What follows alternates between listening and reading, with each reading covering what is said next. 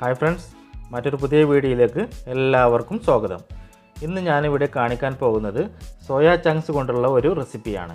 ഇത് നമുക്ക് ചായയുടെ കൂടെയും അല്ലാതെ ടൈം പാസിനായി വെറുതെ കുറച്ചിരിക്കാനും ഒക്കെ കഴിക്കാവുന്ന ഒരു വിഭവമാണ്.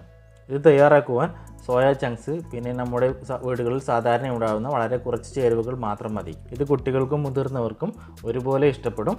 അതുകൊണ്ട് തന്നെ എല്ലാവരും ചെയ്ത് നോക്കണം. നിങ്ങളുടെ ഫീഡ്ബാക്ക് കമൻറ്റ് ചെയ്യുക. അപ്പോൾ നമുക്ക് ഇത് എങ്ങനെയാണ് തയ്യാറാക്കുന്നതെന്ന് നോക്കാം. ഇതിനായി ഞാനിവിടെ കുറച്ച് സോയ ചങ്ക്സ് എടുത്തിട്ടുണ്ട്. ഇത് 2 സൈസുകളിൽ നമുക്ക് മാർക്കറ്റുകളിൽ ലഭ്യമാണ്. ഞാനിതിൻ്റെ ചെറിയ സൈസാണ് എടുത്തിട്ടുള്ളത്. ഈ സോയ ചങ്ക്സ് ഒന്ന് സോഫ്റ്റ് ആക്കി എടുക്കണം. അതിനായി ഇതിലേക്ക് വെള്ളം ഒഴിച്ചു കൊടുക്കുക.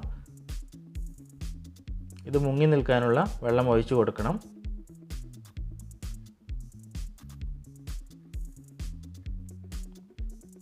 അതിനുശേഷം ഒരു അരമണിക്കൂർ വെക്കുക. ഇപ്പോൾ നമ്മുടെ സോയ ചങ്ക്സ് നല്ലോണം കുതിർന്ന് വന്നിട്ടുണ്ട്. ഇനി നമുക്ക് ഇതൊന്ന് വെള്ളം പിഴിഞ്ഞ് എടുക്കുക. അതുപോലെ 2 കൈ പ്രസ് ചെയ്ത് പിടിച്ച് പിഴിഞ്ഞെടുക്കാവുന്നതാണ്. വെള്ളത്തിൻ്റെ അംശം നന്നായി പോകുന്നത് വരെ ഇതുപോലെ പിഴിഞ്ഞെടുക്കുക. വെള്ളത്തിൻ്റെ അംശം പോയാൽ മാത്രമാണ് നമ്മുടെ സോയ ചങ്ക്സിൻ്റെ ഉള്ളിലേക്കൊക്കെ നന്നായി മസാല എത്തുകയുള്ളൂ.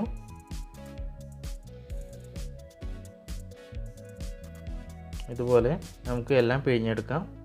ഇനി നമുക്ക് ഇതിലേക്ക് ആവശ്യമുള്ള മസാല തയ്യാറാക്കാം. ഇതിനേക്കായി ഒരു ഇഞ്ചി വെളുത്തുള്ളി പേസ്റ്റ് 1 ടീസ്പൂൺ, കാശ്മീരി മുളക് പൊടി ഒരു 2.5 ടീസ്പൂൺ, മഞ്ഞൾപ്പൊടി 1/2 ടീസ്പൂൺ, അരിപ്പൊടി 1 ടീസ്പൂൺ, കോൺഫ്ലവർ 2 ടീസ്പൂൺ, ഉപ്പ് ആവശ്യത്തിന്. ഇനി നമുക്ക് ഇതിലേക്ക് ഒരു 3 ടീസ്പൂൺ വിനാഗിരി ചേർത്ത് കൊടുക്കുക. അതിനുശേഷം സ്പൂൺ കൊണ്ട് ഒന്ന് നന്നായി മിക്സ് ചെയ്തെടുക്കുക. ആവശ്യമെങ്കിൽ കുറേശ്ശെ വെള്ളം കൂടി ചേർത്ത് കൊടുക്കാവുന്നതാണ്. ഞാനിവിടെ കുറച്ച് ചേർത്ത് കൊടുത്തിട്ടുണ്ട്. അതിനുശേഷം നന്നായി ഇളക്കി യോജിപ്പിക്കുക.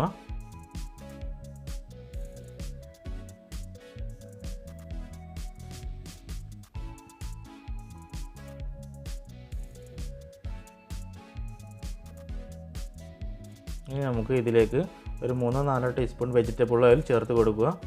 നമ്മൾ ഇത് വറുത്തെടുക്കുവാൻ ഏത് എണ്ണയാണോ ഉപയോഗിക്കുന്നത് അത് ചേർത്ത് കൊടുത്താൽ മതി. അതിനുശേഷം വീണ്ടും നന്നായി ഇളക്കി കൊടുക്കുക.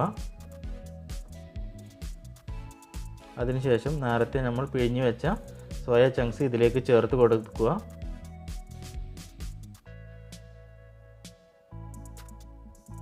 അതിനുശേഷം കൈകൊണ്ട് ഒന്ന് നന്നായി ഇളക്കി മസാല എല്ലായിടത്തും എത്തുന്നത് വരെ ഇളക്കി കൊടുക്കുക. കുറേശ്ശെ ഇട്ട് കൊടുത്ത് ഇളക്കിയാൽ മതി.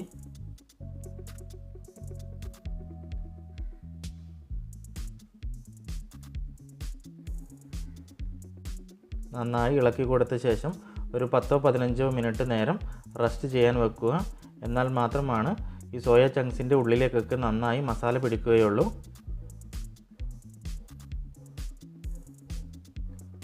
അതിനുശേഷം ഇനി നമുക്ക് ഇത് എണ്ണയിൽ വറുത്തെടുക്കാം. ചൂടായ എണ്ണയിലേക്ക് ഒരു തണ്ട് കറിവേപ്പില ഇട്ട് കൊടുക്കുക. അതിനുശേഷം നമ്മൾ മസാല പുരട്ടി വച്ചിരിക്കുന്ന സോയ ചങ്ക്സിൽ നിന്ന് കുറേശ്ശെയായി ഇതിലേക്ക് ഇട്ട് കൊടുക്കുക.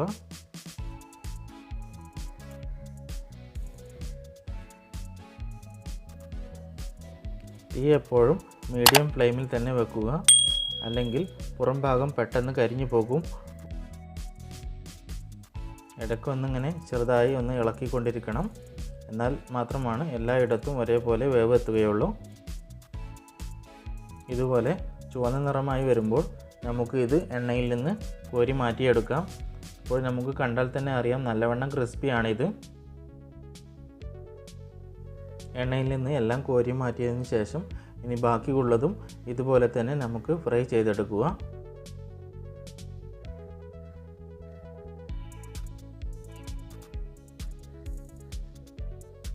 ഇത് കുട്ടികൾക്കൊക്കെ വളരെ ഇഷ്ടമാകുന്ന ഒരു വിഭവമാണ്. ഇത് വളരെ ഹെൽത്തിയുമാണ്.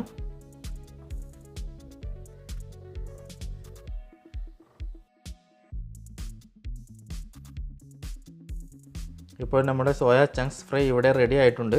എല്ലാവരും ചെയ്ത് നോക്കണം, വളരെ ടേസ്റ്റിയാണ്.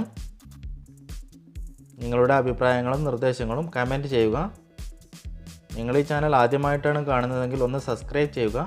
കൂടെ തൊട്ടടുത്തുള്ള ബെൽ ബട്ടൺ കൂടി ഒന്ന് എനേബിൾ ചെയ്യുക. എന്നാൽ മാത്രമാണ് ഞങ്ങൾ പോസ്റ്റ് ചെയ്യുന്ന ഉടനെ തന്നെ നിങ്ങൾക്ക് നോട്ടിഫിക്കേഷൻ വരികയുള്ളൂ. സോയ ചങ്ക്സ് എല്ലാം വറുത്തെടുത്തതിന് ശേഷം ആ എണ്ണയിലേക്ക് ഒരു 3-4 അല്ലി വെളുത്തുള്ളി തൊലി കളയാതെ ചേർത്ത് കൊടുക്കുക. അതിലേക്ക് ഒരു 3-4 പച്ചമുളക് കത്തി കൊണ്ട് ചെറിയ ഒരു ഹോൾസ് ഇട്ടതിന് ശേഷം ചേർത്ത് കൊടുക്കുക. കൂടെ കുറച്ച് കറിവേപ്പില കൂടി ചേർത്ത് കൊടുക്കുക. ഇത് എണ്ണയിൽ ഒന്ന് വറുത്ത് കോരിയെടുക്കുക. എന്നിട്ട് നമ്മൾ നേരത്തെ വറുത്ത് വെച്ച സോയ ചങ്ക്സ് ഫ്രൈയുടെ കൂടെ ഒന്ന് ചേർത്ത് ഇളക്കുക.